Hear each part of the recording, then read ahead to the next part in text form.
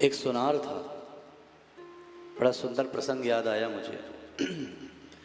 वो सुनार बड़ा धार्मिक, हमेशा सत्संग में जाए, हमेशा पूजा पाठ में लीन रहे।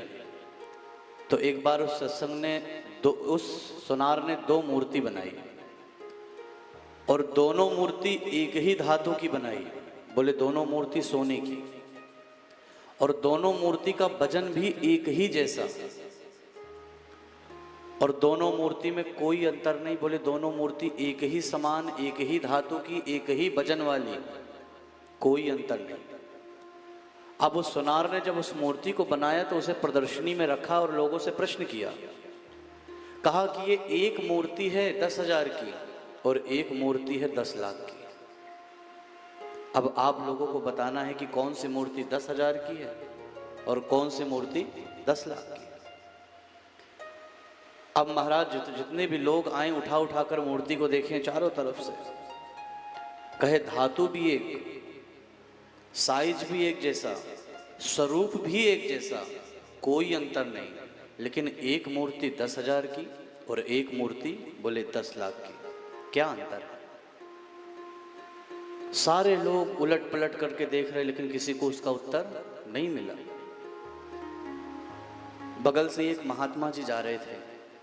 जब महात्मा जी ने देखा बड़ी भीड़ लगी है, चलकर देखिए क्या बात है, तो जाकर के जैसे ही महात्मा जी ने देखा और उस मूर्ति को उठाया तो तुरंत फिर उस सुनार ने वही प्रश्न किया। कहा महाराज ये दो मूर्ति हैं और दोनों मूर्ति एक ही धातु की हैं, एक वजन वाली हैं और एक बराबर है, और आप बताइए इसमें एक मूर्ति की कीमत 10,000 है और एक मूर्ति की कीमत 10 लाख है। अब इसमें कौन सी 10,000 वाली है और कौन सी 10 लाख वाली है, बता सकता है कोई? किसी को पता है?